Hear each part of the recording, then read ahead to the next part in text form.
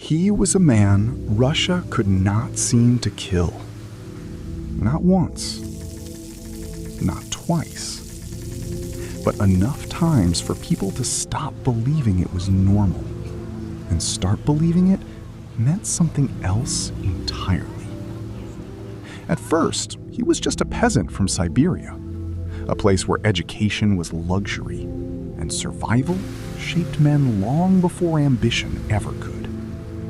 He had no title, no influence, and no reason for history to remember his name.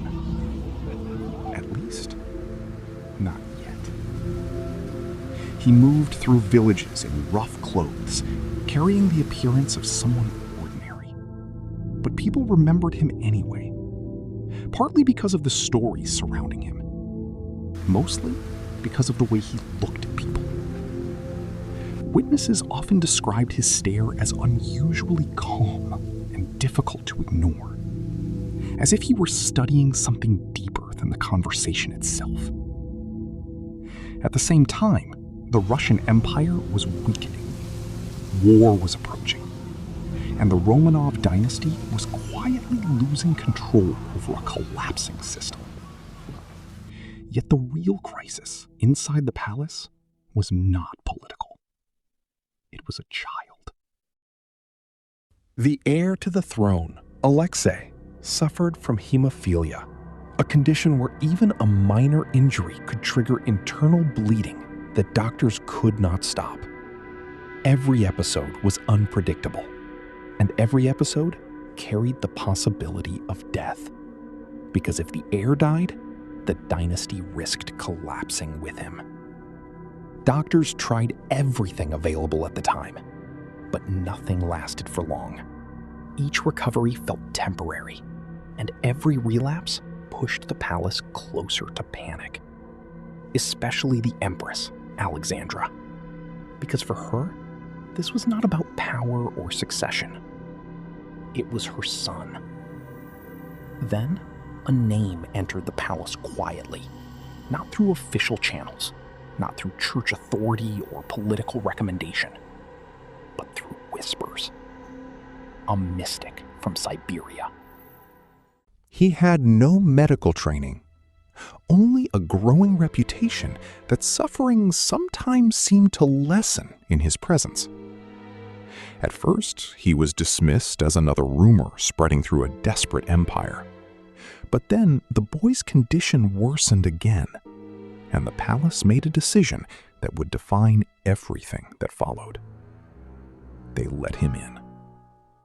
No ceremony, no announcement, just a man walking into a room where science had already stopped working. Inside, everything felt restrained. Doctors watching silently, servants waiting for instructions, a mother trying not to break apart beside her son. And in the middle of it all, a child drifting in and out of consciousness. Then the man spoke quietly. He asked everyone to leave. And they did. What happened next was never fully explained in medical language. There were no dramatic rituals, no sudden miracle. For several minutes, nothing seemed to happen at all. No shouting, no panic, only silence inside the room. Then gradually, the bleeding slowed. The condition stabilized, and the immediate danger passed. Doctors struggled to explain it, but the imperial family only understood one thing. Their son was still alive. That moment changed everything inside the palace. Trust formed quickly after that. And inside royal courts, trust never remains private for long. It becomes access. And access eventually becomes dependence. Each time the boy became sick again, the man from Siberia was called back. And each time, the outcome appeared disturbingly similar. Stability, recovery, relief. But outside the palace walls, a very different interpretation was taking shape. Because what looked like healing from inside the room looked dangerous dangerously close to influence from outside it. Inside St. Petersburg, questions began quietly. How does a peasant gain access to the most protected family in the empire? Why does the empress refuse to remove him? And why does he always seem closest to power during moments of crisis? At first, they were only questions. Then concern slowly became suspicion, and suspicion eventually hardened into fear. The church questioned him. Government officials questioned him.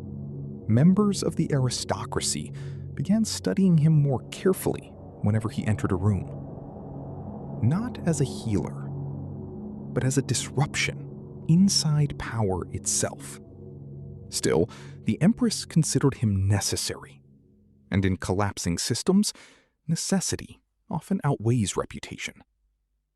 Outside the palace, Russia was deteriorating rapidly. War was approaching. Public confidence in leadership was weakening, and the empire itself was beginning to fracture under pressure. In moments like that, people search for something to blame, and Rasputin became the perfect target.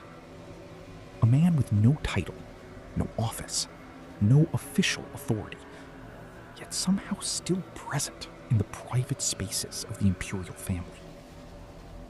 To his enemies, that was intolerable. The first attempt on his life did not come from the state. It came from someone who believed waiting was no longer acceptable. She approached him directly, no hesitation, no warning. Then she struck.